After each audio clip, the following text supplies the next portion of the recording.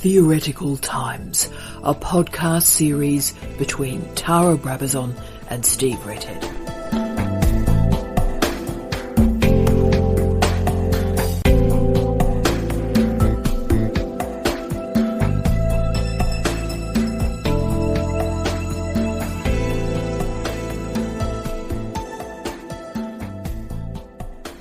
Hello, my name is Tara Brabazon and welcome to the next instalment of Theoretical Times. We're in the concepts and conceptual element of our series, and today is a really important concept. It's one I am fixated on, obsessed by. I actually got it off Steve. Steve is the one that first told me about this word, and I've aligned it with other research that I've been reading through 2014 in particular. So welcome to Theoretical Times, and welcome to our concept of reproletarianization. Wow. So Steve, the first time I heard that word was from you. So how are you using it? What is reproletarianization? Reproletarianization has nothing to do with, blue collar work. It's not about the proletarian in the sense of the blue collar worker. Yes. Or the tradie. Yes. Which is a major figure in Australia, as I've realised since I came back to Australia recently. But also elsewhere too. There is that idea, that cultural idea of the proletarian is actually, particularly the proletarian male, yes, is quite interesting. But reproletarianization is a process which I think is part of the new global cultural condition after global financial crisis of 2007-8. I first started working on it when I read the British political philosopher John Gray, who talked about it in terms of actually a review of the historian Eric Hobsbawm, who's now dead, and who, interestingly, talked about another labour process 30 or 40 years ago when he talked about the forward march of labour halted. And I think what's interesting is that Hobsbawm has become involved in this particular debate through Gray. Gray talked about reproletarianization as a process where he said basically a middle-class lifestyle is now becoming impossible. And I sort of developed this as basically an extension of Marx's idea on the double freedom. Yes. Now, the double freedom in Marx, I think, is always worth going back to. And here it is. Let's do that for listeners. This is important. I think this is crucial. Whatever you think about it and whether you think it's still relevant today. So the double freedom in Marx is actually, he said in capitalism that we all basically had labour power to sell. That's not labour. Yeah. Labour power to sell. In other words, our ability to work. That's apart from the people who were basically capitalists, who owned capital. Yeah. So the vast majority, what he called the collective worker, globally, the vast majority of people, whether you're university professors or tradies, they had their labour power to sell. And what's the double freedom? The double freedom, and they could sell it to anybody. Correct, that's it. Yeah. But they only had labour power to sell. They could sell it to anybody in the market. I can sell my labour power to any university in the world. Yes. Anytime. So that's the other bit of the freedom. That's the second freedom. You have one freedom to sell your labour power, but you can sell it to anyone. Yeah, and you only have labour power to sell. Now, increasingly in a world where Gray and other intellectuals have pointed out, we don't need the same number of people anymore to work in our mines, in our universities, our hospitals, on our farms.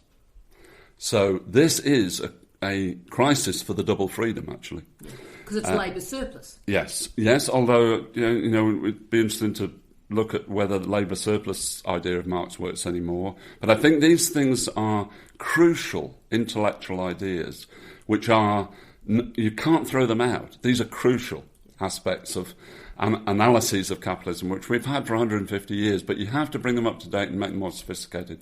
So I think reproletarianization, in my concept, is this idea that you can basically see the middle class social mobility lifestyle going down the drain. Yes. And people can now see that. The interesting thing is that in the past they might have aimed for it and failed, but they couldn't really see that it was foreclosed. Now, in my argument, it is becoming increasingly foreclosed. And I applied this to my work in This Sporting Life is Going to Be the Death of Me, which is my most recent book, which comes out soon, to aspects of football cultures around the world, particularly hooligan football cultures. Yeah. And I think reproletarianization there is really interesting. So there's a connection, and you can trace it historically. So I think reproletarianization is a vital concept. But I think other people in other disciplines have actually worked very well to show how this is linked to things like social exclusion. Steve Hall and Simon Winlow at the Teesside Centre for Realist Criminology wrote a great book in 2013 about the social, rethinking the social, they called it, which was really about social exclusion and the increasing social exclusion within society of particular social classes, social groups and so on, right up to date. Absolutely a must-read, in my view. Yeah. But they talked about the hollowing out of the social. Excellent. Which I think is a major concept, and I would really recommend people go back and read that book. But I think what is now happening is with this process of reproletarianization, which is a long-term historical process, in my view, globally. Although there are uneven developments. This is a corrugated iron development. Absolutely, as you've explained it in a metaphor before. I think there is something really strongly happening here which we've got to get a hold of. So I think reproletarianization, in that sense, is a very powerful concept. Can I just clarify for listeners and for myself? So the way you're configuring reproletarianization is actually post-bourgeois? Yes. So it is the death of the middle class. So yes. It is really that Marxian term that the middle class dissolves into the proletariat and into capital. Yes. That the middle goes. I think so. And I think what happened over capital's progress and capitalism's progress since Marx is actually that increasing middle classness, which of course, I mean, you've got a huge increase in middle class in China, just for example, which people talk about in Australia very strongly because that's a new middle class market. I think those processes have been happening. There is no doubt that the middle class, the bourgeoisification of society has definitely increased. Has been incredibly important. You know, more people go to universities, for example, is part of that. They've got 3 houses. Well, we'll say as they have in Western Australia. A flat screen television. Yeah. So that's not to say those things didn't happen. They did. But there is something happening to the global process where that, to some extent, is being reversed. And I'm saying we have to look at that and we have to take it seriously. Yeah. So we're now going to put a bit of a context around this. And by the way, can I say to listeners, the John Gray we're talking about is a wonderful scholar. It's not the men are from Mars, women are from Venus guy. Okay, it's really not that bloke. They're 2 different people. So if you put the name into Google and you see a bloke talking about women and men in really odd ways, they're different people. Let's put a context around that, can we? And a lot of people probably haven't read the John Gray work, Steve, but they may have read another guy's work called Guys Standing. Yes. Okay. So what I'd like us to get to now is how does reproletarianization operate in relation to Guy Standing's work that's emerged in the last 3 years? There's been a couple of books that have emerged on it. The Precariat. So where would you like to go? What's the link between these concepts from your view so far? Yes, I think Standing's work on the precariat has been very influential. It's a bit like Thomas Piketty's work on capital. Yes. I'm not sure about it. You're not hugely convinced. I'm a bit more convinced. Yes. But let's talk about it. I think the point about reproletarianization in the way that I've used it is that it's trying to capture a massive, precarious structure of feeling around the world with regard to labour power. And that has its effects on, casualisation, debates about casualisation, 0 hours contracts in various parts of the world, in various parts of the economy, in mining as much as universities. So it's a kind of development of cosmopolitan sociology of people like Ulrich Beck, yes. where they talked about risk society and a second modernity and so on. I think we've gone way beyond that. The precariousness for the middle classes, interestingly enough, yes. not just the traditional proletarian who only had his labour power or her labour power to sell, is incredible. And the speed of that precariousness, the speed of the fall from someone, who had the flat screen TVs and the 3 houses and the 3 cars and so on, to just about living on welfare. Foreclosure. Absolutely. Is incredible. The speed, we're back to Paul Virilio in many ways. The speed and the mobility and the shutting off of social mobility is incredible. And I think Guy Standing's work, from what I've read of it, tries to capture that and does capture it. I'm just not necessarily convinced that the sort of new class that he's talking about, he talks about it as the precariat, is properly identified, and I'm not sure about the consciousness in relation to that new class that he talks about. So I'm sceptical, but I'm really interested. Yes, so I think you're right on the consciousness. There's a few bits of the book that work, and there are a few bits that don't. The bit of the book and the project that doesn't work is he argues that a new consciousness is being created. I have seen no evidence of that at all. His diagnosis for it, I'm not necessarily convinced of. Where I think Guy Standing is terrific is the description of the object, the description of what is occurring. So he looks at the highly educated population. So we've never had more people in universities, more people doing degrees, and yet that hyper-educated workforce is now confronting a de-skilled environment because of digitisation and technology. The work is now much simpler, much more straightforward. Having said that, it's also 24/7. Yes. So the employer can reach you at any point, at any time. And if you don't want to do that work, this is the labour surplus variable. If you don't want to do that, there are tens of thousands of people around the world, globalisation, around the world who will do it for you. So that's where the labour surplus becomes involved. So the work is de-skilled. There's a labour surplus, so anyone will do it, and yet we've got a hyper-educated workforce that is doing it, so it creates a profound dissatisfaction. Also, everybody is one paycheck from being unable to pay their credit card. So hyper-consumerism, everyone wants a mobile phone, but no one can afford it. And all of us are, because of the casualised, contract-based workforce that Ledbetter referred to as portfolio careers. Yes. A decade and a half earlier in a much more positive way. This isn't a portfolio career, this is casualised work. They're different things. So I think Guy Standing was tremendous, and I loved his work on describing what is occurring. I think he did that brilliantly. The diagnosis in terms of capitalism wasn't there. I think John Gray is much better on that. And in terms of understanding the theory of it, there is nothing there. Does that explain the difference between two of us on that approach? Yeah, I think it does. And I would again encourage people to read widely. Standing's work on precariat in the 2 major books now has had a major influence, and he's working from a background in international labour organisations. And I started my career in law and criminology, and particularly actually labour law. So I'm always really interested to go back to the whole theorisation of employment. That's why I was interested in labour power and the selling of labour power and the ability to sell labour power in particular places, which is what started me off with reproletarianisation.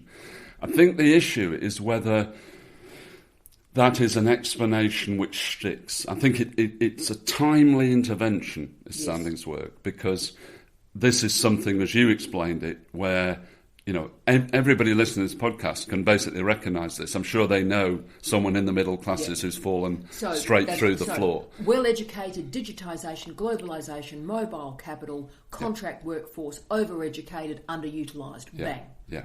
And I think what we've got to do is hone the concepts carefully so that they do track the processes, and they, again, it's often really a matter of not throwing the baby out with the bathwater. If we've already got explanations which we threw out before and are pretty close to the truth now, let's stick with them. But I do think that what I was trying to pick up on was the idea that There are certainly ideas in Marx, for example, which is this double freedom idea, which still has a real power. It really does. And we're now at a time in history when those two basic classes, the owners of capital and the owners of labour power, it's so obvious that those are social classes, and they're divided around the world. And I think if you look at politics in, say, South America, for example, over the last 10, 20 years, they got it. Yeah. They got it. And they got it because of the labour processes and the precariousness of work and globalisation and colonisation and so on. So, don't let's throw out the edifice we had before just because it feels a bit old. And reproletarianization, I think, is a way of actually still using that edifice but updating it. And I think, as listeners can hear, there's a lot of productive work. Any people thinking of doing PhDs in this area, the relationship between reproletarianisation and the precariat, there is a magnificent doctorate there for you. And also for people who may be interested around the world in this idea, if you put Guy Standing and precariat into Google, there are so many wonderful free lectures and speeches that this gentleman's done. He's a fantastic speaker. I've never met him. So there's no friendship here, but I've enjoyed his work very much as a description of events, as a description of a context. But again, you can hear him speak, watch him speak, all freely available. So Steve, let's move now to the middle class, beyond the owners of labour power and the owners of capital, if you will. What is happening to the ideology of a middle class life through this reproletarianisation? Yeah, I think this is again pregnant with possibility for work in this area. And what I tried to do in This Sporting Life Is Going to Be the Death of Me, where I did look at this, I actually did try to look at, in terms of football culture, particularly in Britain, but around the world, the way in which it gets glorified, but it got, there was a real history to the idea of the people's game, the working class culture which produced basically, this global sport. And that became bourgeoisified. It became, the argument was by sociologists that it became more middle class. The Premier League, for example.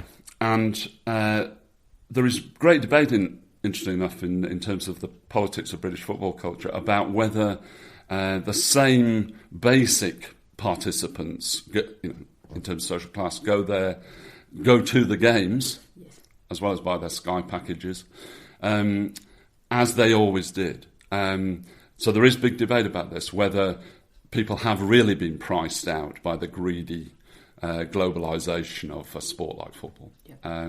So there's big debate, but I think it's certainly interesting to look at how those sorts of things change, that middle-class lifestyles do get developed and they affect the way in which culture develops, sport is spectated and sport is played.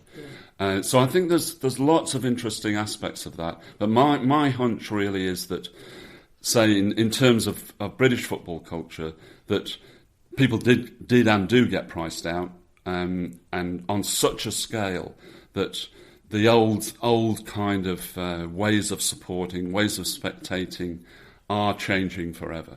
And that's a long-term process, and it reflects these general processes that we're talking about, so that something which did have a social class base and a collective base has now become this individualised middle-class thing. Yeah. So what you've described there is a commodification of leisure and recreation, if you will, transforming leisure into lifestyle that's commodified. But have you got any commentary about the role of digitisation in that?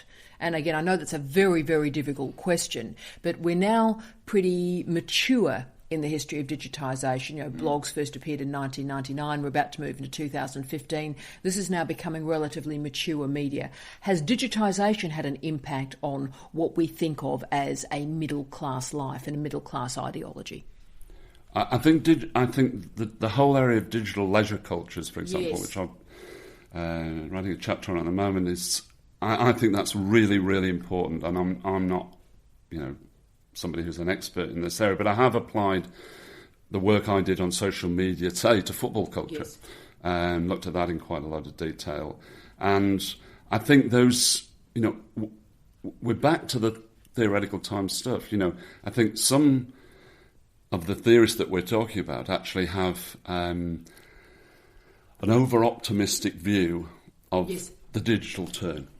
Look, indeed. And I think someone like Zizek, who we talked about before, is a good example of it. I think he thinks, there is a neo-communist centre to the development of the internet and, the idea of the commons and so on. Whereas I think other theorists that we've talked about in theoretical times are actually pessimists. Someone like Berylio is actually quite pessimistic in this sort of area. And I do think that divide is actually part of the debate.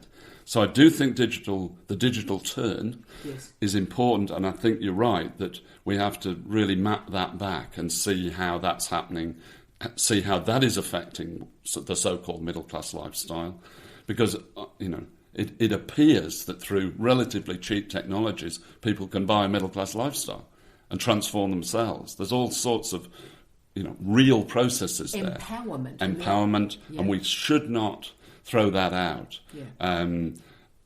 That's why we have to update the concepts, I think, because the digital turn is a really important process. But I also think we have to take into account the optimists and the pessimists. And I think that debate is very, very strong. There's a dark side to all of this. And back to my northern pessimism, I'm probably on the side of the dark side. Yeah, and I think you've captured that very well, because there is, and we've had in the history of the internet, which is much longer than the web and Web 2, of course, that notion of democratisation. The Henry Jenkins argument, a better days are coming, we're all participating, this is a new form of citizenship.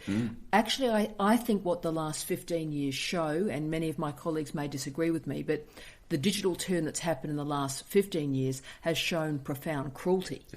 And it's beyond bullying and trolling. It is nasty, particularly attacking men and women with disabilities and impairments and so forth. I agree. So the democratisation hasn't manifested. The democratisation has moved into Lord of the Flies. Yes. And I think it's that dualism, I think, that's incredibly interesting. So the comfortable middle-class life with the petty bourgeois manners, I think that's gone through this trolling culture as well. Last little bit I thought we'd talk about, Steve, is a sub-refrain, I think, of this Theoretical Times series. And I think that sub-refrain has been the changing nature of higher education. So, therefore, what do you see as the relationship between education and class now, and how does education, particularly higher education, if you will, operate in relation to reproletarianisation? I think this is an absolutely critical question for universities all over the world. I really do. What we moved basically from an elite system to a massification all around the world. And in the time that I've been in Australia, I migrated 14 years ago, and I can see that in front of my face as a university professor. And I've worked in Australia for a long time now. I think that is integrally related to reproletarianisation, because I think certainly at undergraduate level, and we found this in Canada ourselves. Absolutely. Reproletarianisation is what this is about. So people are going to universities and they are getting undergraduate degrees, certainly, which, in my view, are still, certainly in Australia, very high level. And they are getting those degrees quite legitimately, and they are then finding themselves in a marketplace which isn't necessarily wanting those particular skills. What the marketplace is telling them is that they are going to have to submit to all sorts of new processes, casualisation, 0 hours, even in the professions that they're going into. So that reproletarianisation is happening at the very point that there is this massification of higher education. And it's almost a perfect storm. That's not to say that people shouldn't go to university. I think they should. And then it should continue to do what they can to get a really good degree. But it's also meaning that increasingly they're going to have to get top-up qualifications. Yeah. They're going to have to certainly aim, to get good masters and indeed PhD degrees. That universities are going to have to focus on that for a long time to come, because that will help to differentiate people for the marketplace. Yeah. So basically what's happening is, whereas, even I'd say I'm about to turn 46, so I'm probably the last generation where about half to three quarters of my generation didn't go to university. But now what is occurring is, finishing high school used to be a way to get a reasonably good job. Now you need a 3 or 4 year degree to even have a hope of getting a reasonably good job. And you can also, going back to the precariat and perhaps dealing with Guy Standing's consciousness issue, you can understand the frustration of the men and women that we teach. And I so understand this. Obviously, I'm in teacher education at the moment, but we've done work through law, through the full spectrum of arts and humanities areas, myriad professions. And, particularly in the media, for example, I train generations of scholars and practitioners in the media. So what's actually happening is we're training these outstanding students who are doing high-level work and, first-class honours, on we go, producing great work, doing very, very well. Then they go into the workplace, and the man or the woman that is on their selection panel to hire them for a casualised temporary contract job has 5% of their qualifications, has less than they do, and yet has complete control over their destiny. So of course that would create rage and anger, and where is that rage and anger going? And that then leads us back to the Guy Standing argument, perhaps, Steve.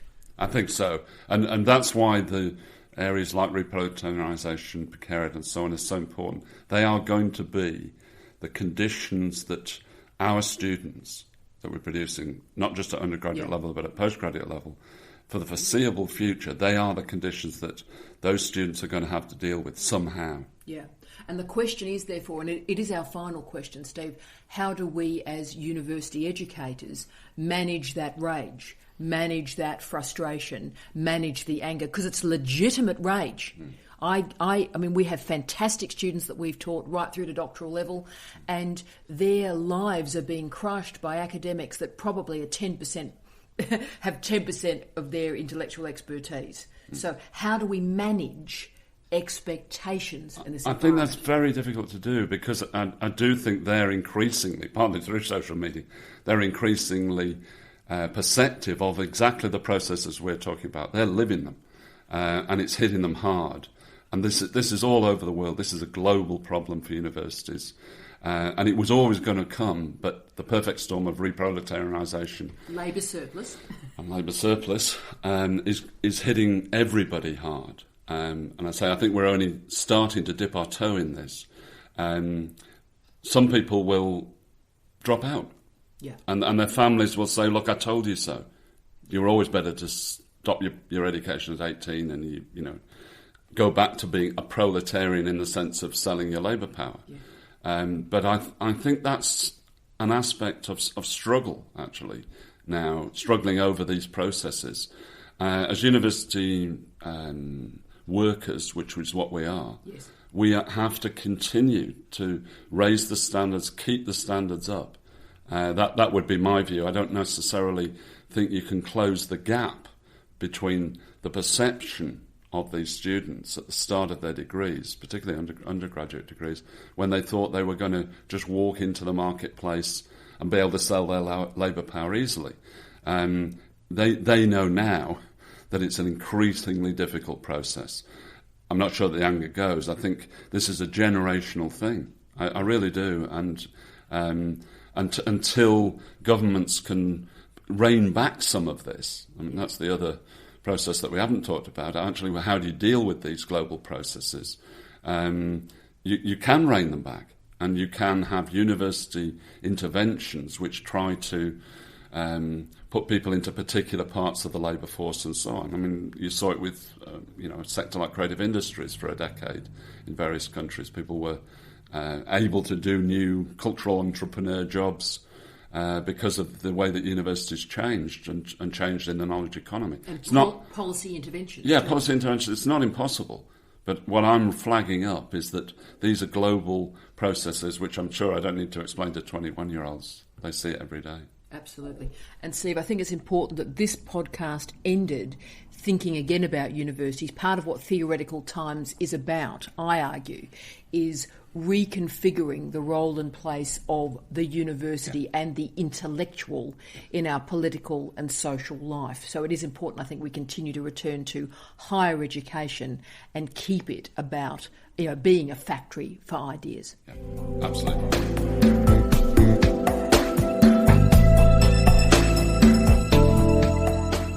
Thank you for listening to this podcast on Theoretical Times by Tara Brabazon and Steve Redhead. Please feel free to contact us at Charles Sturt University.